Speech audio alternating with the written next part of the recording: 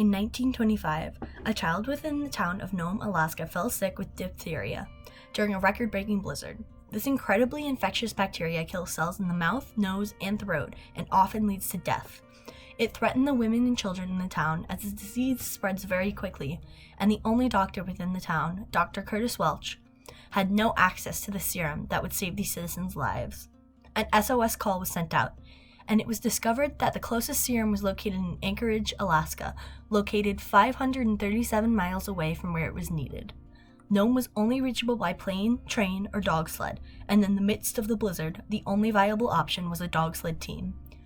20 men and over 150 dogs volunteered to participate in a relay team to deliver the serum and save the lives of those in the town.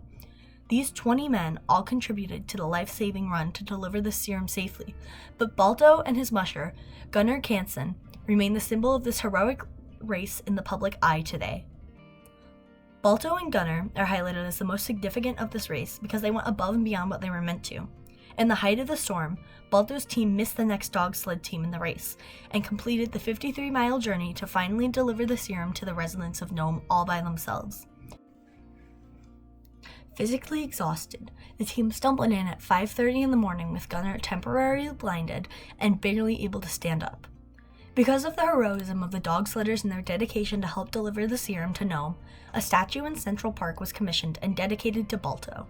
Sculpted by Frederick Roth, the statue stands perched on top of a rocky outcropping at the intersection between two sidewalks.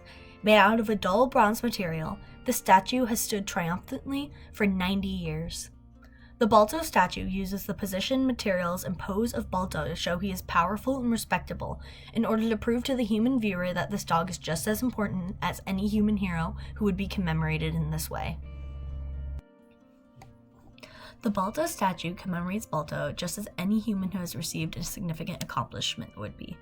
The choice to commemorate Balto the dog in this statue, instead of Gunnar the musher who actually drove the sled, causes Balto to be placed into the spotlight that is usually reserved for human heroes. Balto is perched on a rock outcropping, putting him at eye level with the viewer when viewed from the sidewalk. Height signifies power, and by putting Balto at the same height as a human viewer, Roth indicates that Balto is on the same level as a human viewer.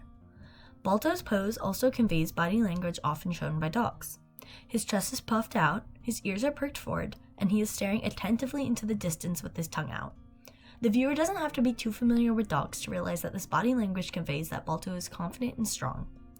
Although Balto is meant to come off as powerful, the realistic size of the statue ensures that the dog will not dwarf his viewers.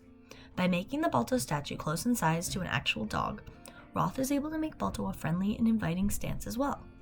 With the confident and inviting body language of Balto, viewers are able to recognize Balto's importance while still feeling welcome to interact with the statue itself.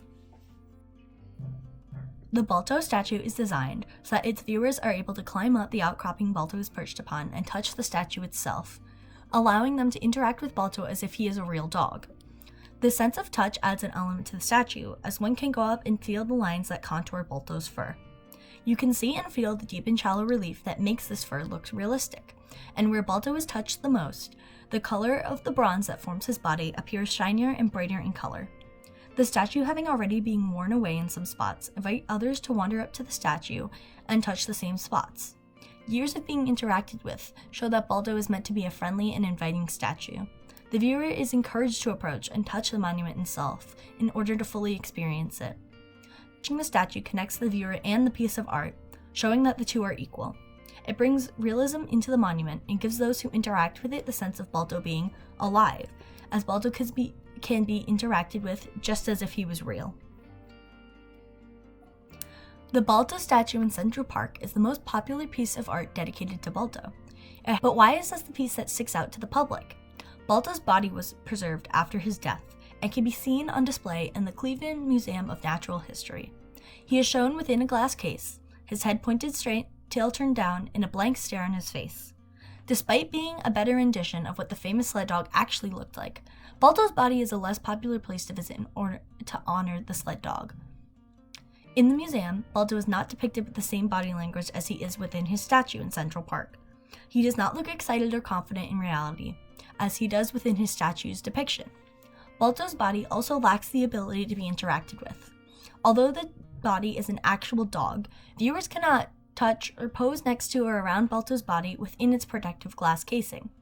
Balto's statue allows its viewers a better sense of Balto as he actually was than his body does, allowing for them to consider him more seriously than they would if he had been untouchable.